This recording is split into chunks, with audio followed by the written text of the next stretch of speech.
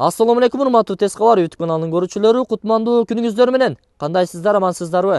Бүгүн биз сиздерге Мада айыл өкмөтүнө караган Жаңы Будалык айылынан сатыла турган 6 сотук жер тилкесиндеги 4 бөлмөлүү үйдү тартып көрсөтмөкчүбүз. Андыктан сиздерге даректи толук түшүндүрө кетейин.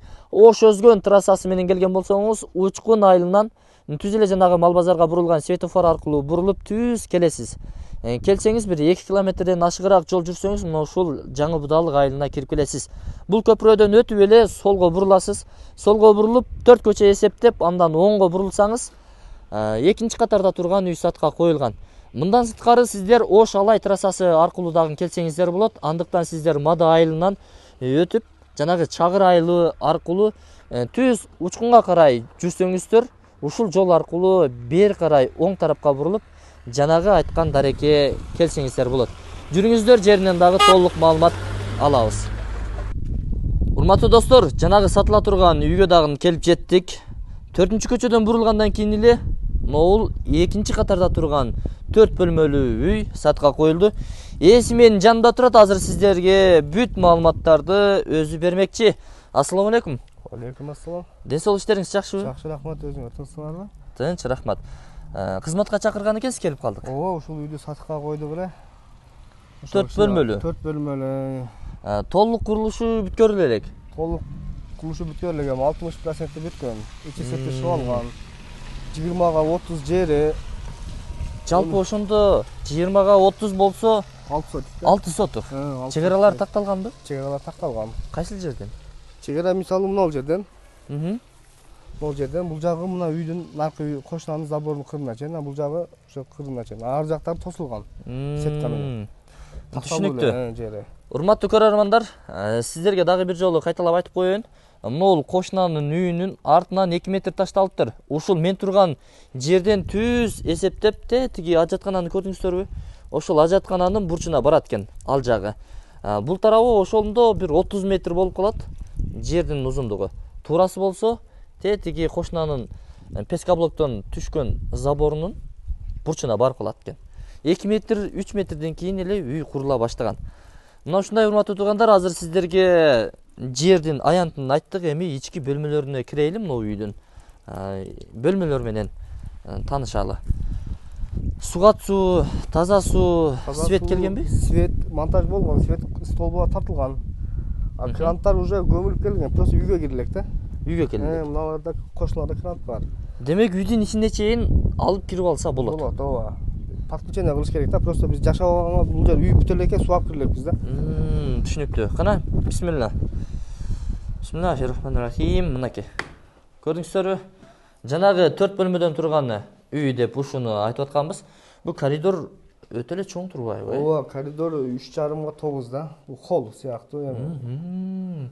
Өтө кенен. Өтө кенен. Кеңирчилик. Калган эми ошондой. Жашай эжем азыр кичине акча керек болуп сатууга туура келип атат. Үйдүн узун турасы 12ге 10 дедиңиз. 12ге 10, ооба. 12ге 10. Мына бир үй кирме чыкмасы бар. Мына биз азыр коридордо турабыз. Толук курулушу бүткөрүлө элек.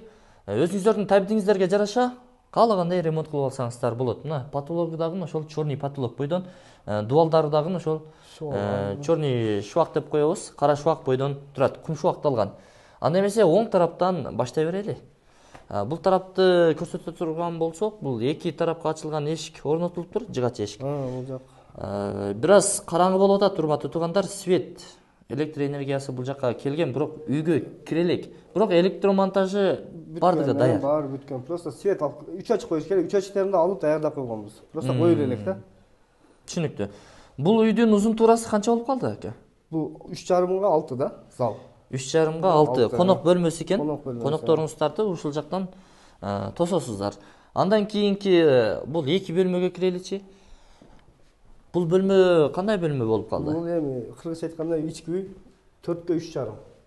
4ге 3,5. Чакан бир бөлмө экен, эми кышында отура турган мына жерден да. Бунун потологу кабылган эле. Потологу даяр болуптур, мына караңыздарчы. Наркынысы 3,5га 3,5. Бул дагы 3,5га 3,5. Чакан бөлмө. Печка курулат да эми. Түшүнүктүү. Печка аларды. Бул дагы асты стяжка болуптур. Бардык эле үйлөрдүн, бардык үй стяжкасы бүткөн. залдын, коридордун, асты стяжка болуптур, потолоктору жасалып атыптыр. Мына 2 бөлмөнүкү жасала баштаптыр. Кум шубакталган, кара шубак бойдон кам кирпичтен салыныптыр негизинен. Бул ички тышкы үй болуп калабы? Бул жерде печканын ордуна. Мына тышкы үй. Мына ички үйдө биз турган ички үй, бул тышкы үй. Ошондо бул эшик орнотулабы же Бул жерге орнотулабы? печка. Бул үлкөн эшиги эки башка да. Түшүнүктүү. Эшиги эки башка. 2 бөлмөнү жылытуучу печка ушул жерге орнотулат. Мына жерден могу чыгып кетет. Мына ушундай. Кийинки бөлмө дагы 3,5 3,5 чакан бөлмө. Көрдүңүздөрбү? Бул тараптан дагы терезе орнотулган, бул тарапка дагы терезе орнотулган. Эки тараптан тең күн тийип турат. Эртеден кечке чейин күн тиет, мындайча айтканда. Бул бөлмөдө болсо күн батыш тарапта бир терезе орнотулган. Мына ушундай урматтуу туугандар.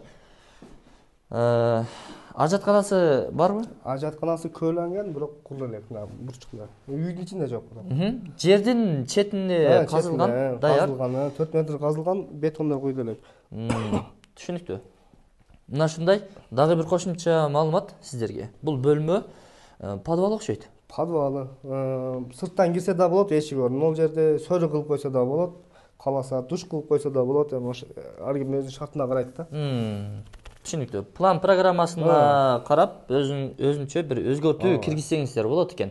Бул тараптан кичине порчка, кичине айнекче орнотулган. Бул тараптан деле толук ачып деле эшик кылып алсаңыздар болот. Сырттан кирүүчү. Душ, туалетти эгер алып кирем дей турган болсоңуздар, ушул тарапка дагы курсаңыздар болот. Болбосо азыр эми бул үйдүн ээси сөрүчө кылам деген ой максат менен астына варенье сактай турган даярдаган элек. Ушундай салат, ушундай вареньяларды ушул жака сактасаңыздар болот. Электромонтаждары бүткөн, иче чыгып койсо болду.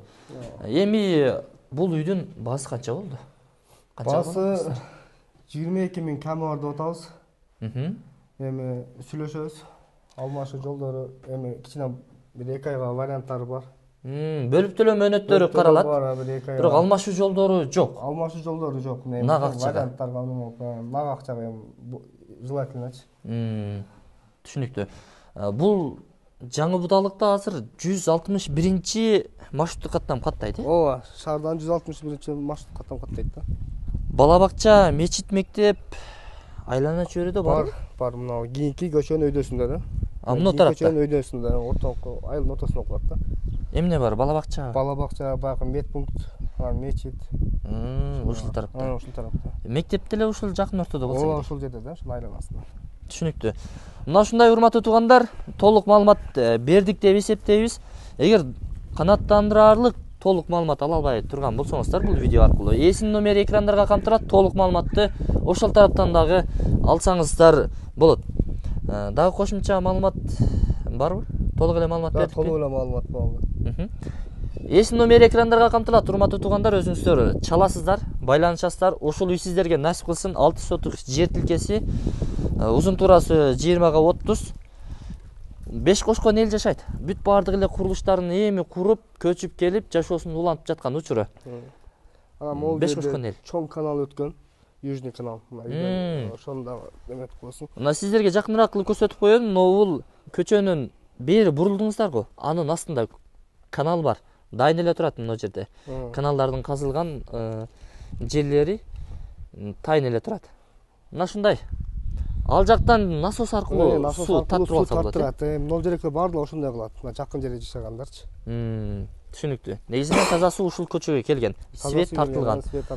Мына үйгө тартыла элек, бирок даяр. Ооба, мына жерден тарса болду. Просто эч ким жашабаганда байланыштуу үчө чыгып элекпиз да. Түшүнүктүү. Анда эмесе мен бул чыгарылышты жыйынтыктадым. Ушул үй сиздерге насип кылсын. Содаңыздарды берсин, урматтуу тууганым.